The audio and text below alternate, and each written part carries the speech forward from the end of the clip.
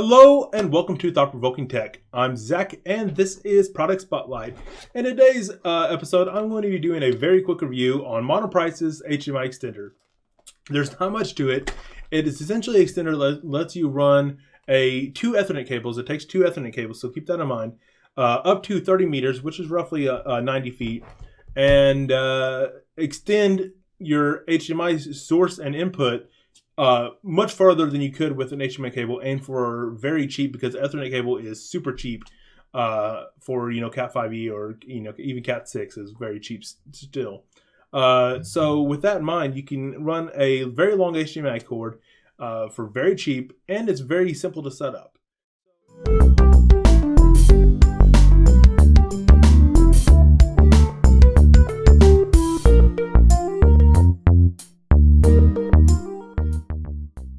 So you essentially get a sender and receiver unit, which is essentially identical, other than one says extender and one will say receiver.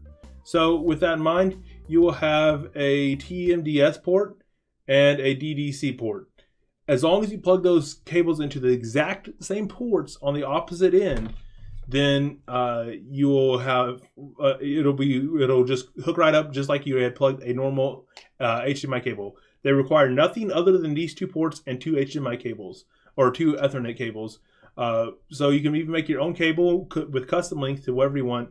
And if you're making your own from custom length, you can easily make the 90-foot one for $10 roughly, an Ethernet cable, maybe $15, but very cheap, and have about a 90-foot long HDMI cable for about $15 of Ethernet cable, and then the price of the adapters themselves.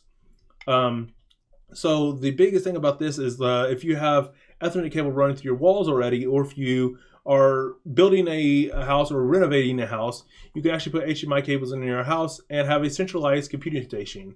This might not be a thing for too long, but for about the next 3 or 4 years, I definitely see centralized computer stations being a strong possibility for people.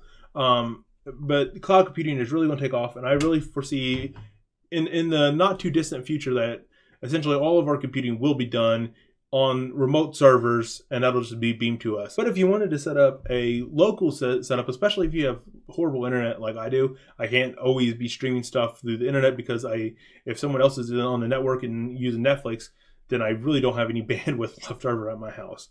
So with that in mind, I've set up a centralized computing station on the closet outside in the hallway outside of my little office area.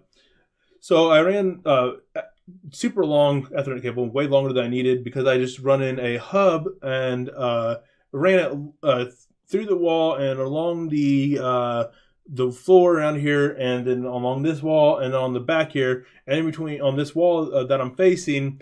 That is the fake wall that I had divided between my office area and my workspace area over there with the workbench.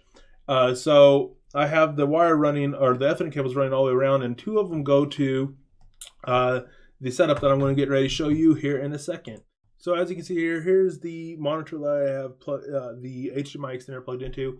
The receiver unit goes into your monitor, and of course the center unit goes into your output from your desktop computer. You can even use these with Xbox consoles or game consoles or anything really. So it just works simply as an HDMI cable. Very easy to set up, very easy to use, and I've had zero problems with it. So that's pretty much all I can say about this product, guys. I have found it very rock steady, and that's why I actually got two more pairs. They weren't too expensive. If I remember correctly, it was about $25 per pair.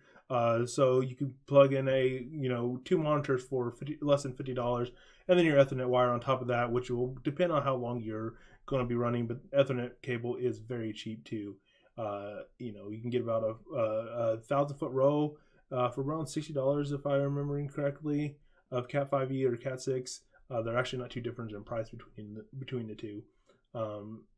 So with that in mind, it's not too expensive to run very long lengths of with this HDMI cable, and it's very easy to use. So that's pretty much that's all for this video. Hopefully you've thought of a use case for your setup that you have, and I hope this video was informative. If you did find it informative and enjoyable, make sure you give it a big like. and as well as subscribe to my channel for more great content from Thought Provoking Tech. Until next time, guys, Zach out.